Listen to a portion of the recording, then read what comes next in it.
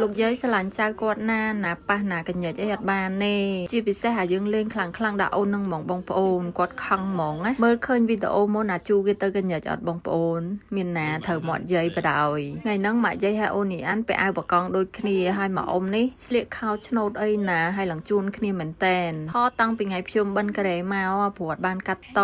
ឡើយតែផ្ដាសាយទាំងផ្ទះនេះបងប្អូនណាយឆ្លងដល់កូនទៀតអាណត្តិកូនឡើងព្រួចស្គមណាឡើយអ៊ីអានណអត់ដូចមុនទេគេស្គមមែនប៉ុន្តែកលាប់លឿនយាយច្រើនចេះជាងមុនឆ្ងាយណាស់អត់ដឹងតែឈឺនឹងឈឺចេះឬក៏ឈឺអត់ចេះទេបងប្អូនហើយអ៊ំគេទៅយកកូនតើកមកមុខឡើងអត់ស្រស់នេះថាអូនអ៊ីអានណាចូលចិត្តតាតុក្កតាជុនស៊ីគីទេព្រោះអីតុក្កតានឹងមុខដូចម៉ែខ្ញុំណាតាំងពីអូនកើតមករហូតដល់ប៉ុណ្ណឹងខ្ញុំខំប្រយ័ត្នណាស់អត់ឲ្យអូនត្រូវទៅជាក់ត្រូវក្តៅអីទេប៉ុន្តែប៉ាគេធ្វើឲ្យគេឈឺនេះស្គមកូនអស់លីងឥឡូវវិញបងប្អូនមើលក៏ដឹងដែរថាខុសត្រូវគ្នាប៉ុណ្ណាតែអត់អីទេបងប្អូនគង់តែធាត់វិញទេបើយើងនិយាយដដែលដាក់ប្តីអញ្ចឹងណាខ្លាចគាត់អន់ចិត្តគាត់ក៏អត់ចង់ឲ្យកូនឆ្លងដែរប៉ុន្តែធ្វើមិនទេមកទេហើយឆ្លងហ្នឹងហើយមើលតុក្កតានឹងដំបូងគេអត់សើចទេព្រោះអីអត់សូវខ្ជូតប៉ុន្តែមើលយូរទៅគេសើចចាថ្ងៃហ្នឹងធ្វើឲ្យដៃម៉ាក់យាយទាំងអស់គាត់ធ្វើម្ហូបឲ្យញ៉ាំជុំគ្នាឲ្យតែថ្ងៃបុណ្យទានអញ្ចឹងបើអត់បានម្ដងពីរដងទេ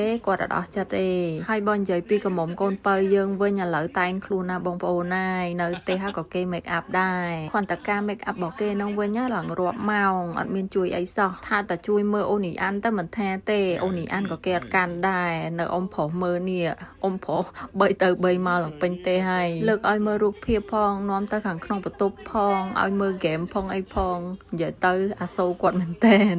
អត់ដែលមើលក្មេងទេប៉ុន្តែមើលក្មេងស្ងៀមដែរបើខ្ញុំវិញឃើញកូននៅស្ងៀមអញ្ចឹងទៅហួសមកហួសឲ្យបងប្អូនមើលច្រើនអស់កម្លាំងពេកឥឡូវអូនគេងលក់ឲ្យមកញ៉ាំអីជាមួយគ្នាទាំងអស់គ្នាចាក្តីសុខណាស់ឲ្យតែមកញ៉ាំបាយកូនគេងលក់នេះហើយការញ៉ាំបាយក៏អត់ដូចមុនដែរបងប្អូនខំញាត់យកមាត់នៅពេញមាត់ហើយហ្នឹងណានៅខំបន្ថែមចូលទៀតបានតែប្រហែលម៉ាត់មានណាគេងធ្លាក់ពុកបាត់ដែរបងប្អូនហើយហ្នឹងបើនៅលើខែអីហេសយលឺតែក្ដួកនេះអត់ដឹងថាគេនឹងដឹងខ្លួនតាំងពីពេលណាមកទេក្រាបតែឯងនៅនឹងនេះកន្លែងនេះមិនជូលេងក្មួយខ្លាំងមានណាធ្វើមាត់យាយគ្នាគាត់ចាក់កលែងតិចសោះហ្នឹងណាតែយាយវិញខឹងឡើងញ័រធ្គាមសំណប់បេះដូងគាត់ឲ្យបងប្អូនដឹងឲ្យមនុស្សចាស់ហ៎គ្មានអីខែពីការស្រឡាញ់ចៅនឹងទេចាយាយរកគ្រឿងអាជូដោយសារតែអាជូចាក់កលិចចៅ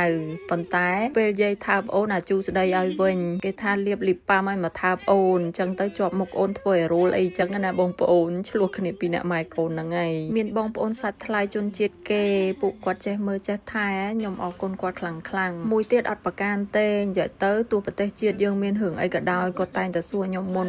ហើយយើងក៏បកស្រាយប្រាប់គាត់ទៅគាត់ក៏យល់តាមនឹងគាត់មិនចេះតែខឹងតែផ្ដេសតែផ្ដាស់ទេបងប្អូនជនជាតិកូរ៉េភាគច្រើនឲ្យតែឃើញព័ត៌មានជនជាតិគេផុសផ្សព្វផ្សាយដឹងតែគេជឿ 100% ឯបងប្អូនតែខ្ញុំជាជនជាតិខ្មែរដែលរស់នៅប្រទេសកូរ៉េនេះខ្ញុំតែងតែនិយាយរាយរាប់ប្រាប់ពួកគាត់ថាវាមូលហេតុដោយសារអី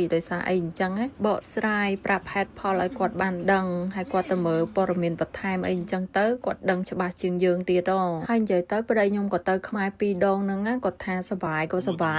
ជនជាតិខ្មែរយើងក៏ចិត្តល្អច្រើននិយាយទៅអ្នកធ្លាប់ទៅខ្មែរគេដឹងច្បាស់ហ្មងថាជនជាតិខ្មែរយើងបែបណាអីបែបណាតែគ្រាន់ថាបើថ្នាក់លើយើងរឹតបន្តឹងជាងហ្នឹងក៏រឹតតែល្អដែរ